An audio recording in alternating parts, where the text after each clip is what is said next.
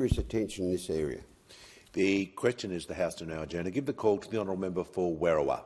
Thank you, Speaker. I rise to speak on an issue that is deeply important to both me and the thousands in my community, the ongoing crisis in housing. My community is acutely aware of the issues of renting and buying homes. They've been living it for many years, whether they are in social housing, waiting for social housing, renting, or first home buyers that have taken out a mortgage.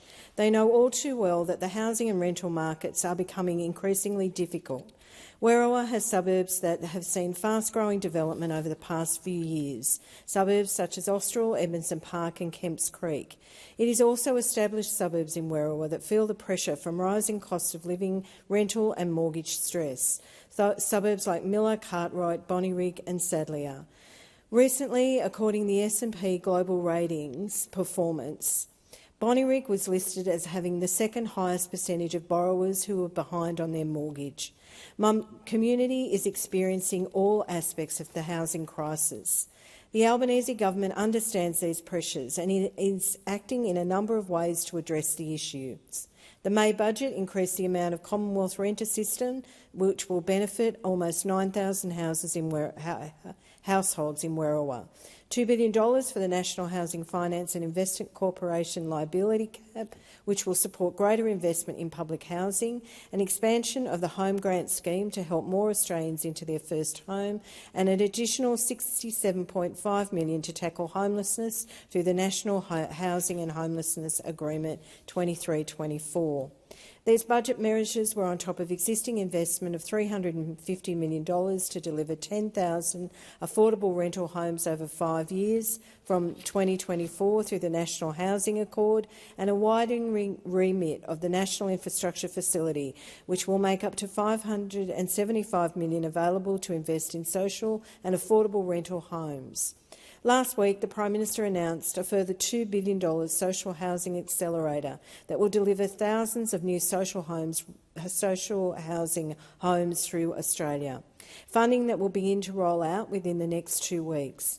That's $2 billion that will go towards building new homes, renovating and refurbishing existing but uninhabited stock and expanding programs. My home state of New South Wales will receive $610 million. That is real funding going to where it's needed now. I can't count how many times I've had people come to my office regarding the social housing wait list. Waiting lists in my community stretch up to 20 years, and for those already in social housing, there are growing concerns with the state of their homes, from mould to desperately needed repairs, with some housing stock over 60 years old. The funding boost will go a long way to improve the state of our social housing and help reduce an already record high waiting list. The Albanese Government understands the pressures that face Australians, but we don't pretend that there is nothing that can't be done. We act. The Albanese Government's investment in housing and homelessness stands at more than $9.5 billion this financial year. Unfortunately, there's a roadblock that's preventing further investment into social and affordable housing. There are real people in communities around Australia who are waiting for relief and support. The government understands there's still a lot to do, and passing the Housing Australia Future Fund bill will start that process. So it's been distressing this week to see the political point scoring that has seen the Greens political party again vote with the coalition because their demands haven't been met, just so they can campaign. It is astonishing.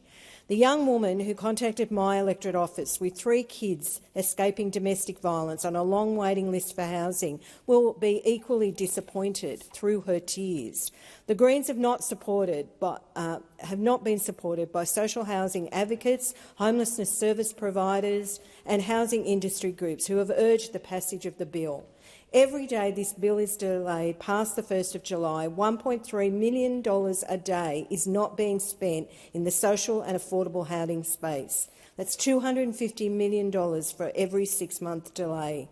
The government will continue to find practical solutions to help the housing needs of Australia, with or without the Greens' support, but we won't allow our community to be sacrificed by political point scoring. We've had enough, and our community deserves better than this.